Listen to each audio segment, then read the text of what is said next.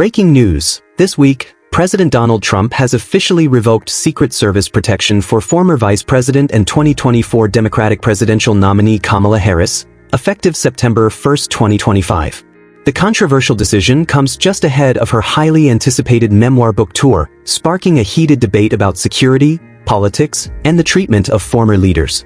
Under federal law, former vice presidents are entitled to 6 months of Secret Service protection after leaving office.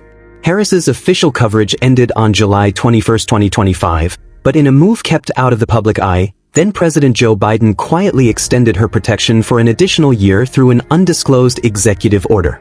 That extension has now been abruptly overturned, with Trump issuing a memorandum to the Secretary of Homeland Security that explicitly orders the termination of Harris's coverage.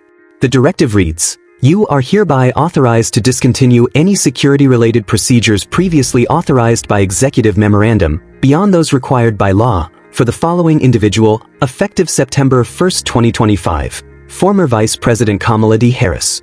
The timing of this decision is particularly striking.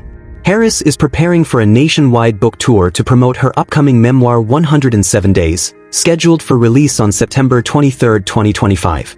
Stripping away her federal security detail just weeks before she embarks on high-profile public appearances has raised serious concerns about her safety.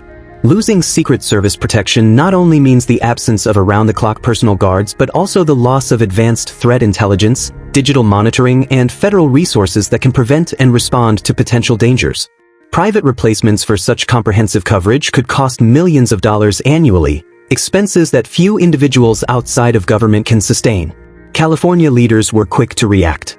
Governor Gavin Newsom condemned the decision, warning that the safety of public officials should never be subject to what he called erratic, vindictive political impulses. Los Angeles Mayor Karen Bass went further, describing the move as an act of revenge that puts Harris at unnecessary risk, while pledging that city resources will step in to help ensure her protection. Harris, who remains a major public figure, is expected to lean heavily on private security and local law enforcement coordination to keep her events safe. Trump's decision fits into a broader pattern of revoking protection from Biden-era officials. Earlier this year, Secret Service details were withdrawn from former Homeland Security Secretary Alejandro Mayorkas and even Biden's children. Among that circle, only Joe and Jill Biden continue to retain lifetime Secret Service coverage as former president and first lady. For Harris, the loss of protection is especially symbolic. It underscores the political tensions of this new era and highlights the vulnerability of high-profile figures once they leave office. As Harris prepares to step back into the public spotlight with her book tour, her advisors are scrambling to put together private security plans and explore alternatives to fill the gap left by Trump's order. The next few weeks will be critical, not only for her personal safety but also for what this decision reveals about the way power shifts and security legacies are handled in American politics. One thing is clear, this battle is not just about protection, but about the very message it sends to the nation.